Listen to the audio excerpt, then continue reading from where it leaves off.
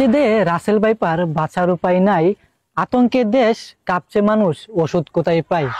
নাইরে কোনো প্রতিষেধক, নাইরে medicine, Russell viper ছবল দিলে গুনতে হবে মরণের দিন।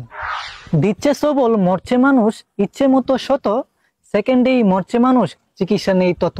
হ্যাঁ প্রিয় দর্শক, আজকের ভিডিওর মূল টপিক হচ্ছে বাংলাদেশে দেয়ে আসা রাসেল ভাইপার নিয়ে।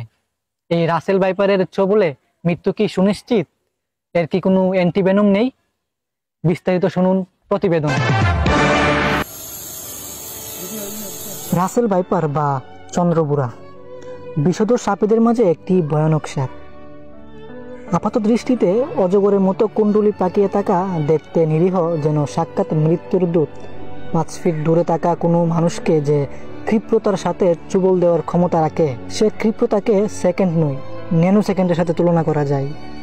চন্দ্রবুড়ার দাঁত অন্যান্য বিষধর সাপের তুলনায় অনেকটাই লম্বা হয় এবং যখন ছবল দেয় তখন দাঁতটিকে শরীরে অনেক গভীরে ঢুকে বিষ ঢেলে দেয়।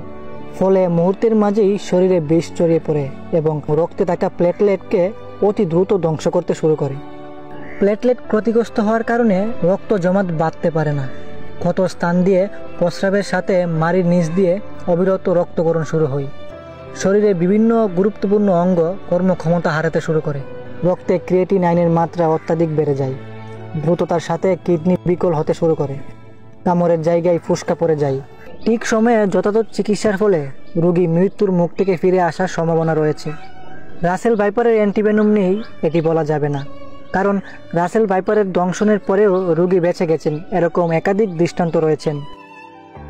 শুধু চন্দ্রবুড়া নয়, যে কোনো সাপ, সেটা বিষধর হোক কিংবা নির্বিষ হোক, সাপে কামড়ানো ব্যক্তিকে একদমই সময় নষ্ট না করে নিকটবর্তী হাসপাতালে নিয়ে যাওয়া ছাড়া অন্য কোনো বিকল্প নেই। সাপটি বিষধর না বিষহীন সেটা হাসপাতালের চিকিৎসক আক্রান্ত স্থান দেখে পরীক্ষা নিরীক্ষার মাধ্যমে নিশ্চিত হবেন এবং যথাযথ চিকিৎসার ব্যবস্থা করবেন। নিজ থেকে এসব ব্যাপারে সিদ্ধান্ত নিতে গেলে সেই ভুলের মাসুল চুকাতে হবে জীবন দিয়ে। আজ চলে যাচ্ছি, তবে একেবারে হারিয়ে যাচ্ছি না। আবারও ফিরে আসবো, সেই প্রতিশ্রুতি দেখে যাচ্ছি। সেই পর্যন্ত নিজের খেয়াল রাখবেন, ভালো থাকবেন, সুস্থ থাকবেন। খুদা হাফেজ।